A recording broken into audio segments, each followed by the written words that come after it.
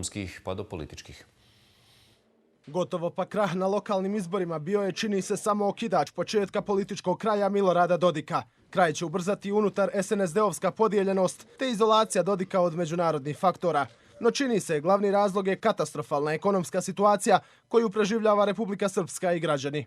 Kad je pokazao da se interes Republike Srpske u koji se on zaklinje brani tako što je njegov imovinski karton deblji, a ovog naroda sve tanji. Dodika je politički pokopao i dramatičan pad stranih investicija te činjenica da je Republiku Srpsku doveo u situaciju da je više penzionera nego zaposlenih. Nedostatak novca znači i nemogućnost kontrole nad medijima u Republici Srpskoj.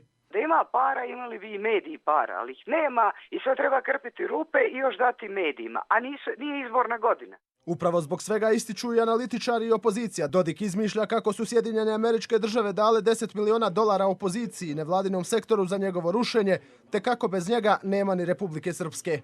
Ovo mora stvarati paranoičnu i euforičnu situaciju u kojoj nastavlja tu svoju tezu identifikacije ja jednako je Republika Srpska. To je njegova postavka. Vlast uporno pokušava da stvori jedan osjećaj kao maltene da je u Republici Srpskoj sve u redu i da svaka buna protiv vlasti znači rušenje Republike Srpske. Samo mislim da je pojeftinio sebe jer 10 miliona, znate, mi možemo skupiti između sebe svi nezadovoljni, a više ih je od 300.000.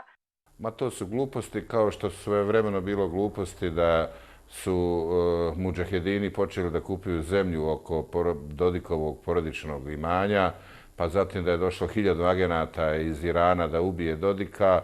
Ovo je sve pokušaj manipulacije ljudima, tako i evo ova priča o nekom silnom novcu koji je neko sad uložio da se sruši Dodik. Analitičari u RS-u su sigurni u jedno. Dodik će neslavno završiti. Narodu je tvrde dosta priče o odcijepljenju, referendumima, Bosni i Hercegovini koja je neodrživa i sličnim nonsensima, a od čega ništa za ove godine njegove vladavine nije ispunjeno. Politički kraj Dodika, ukoliko se, a što je teško očekivati, ne povuče prije, jeste tvrde prva nedjelja u oktobru 2014. godine.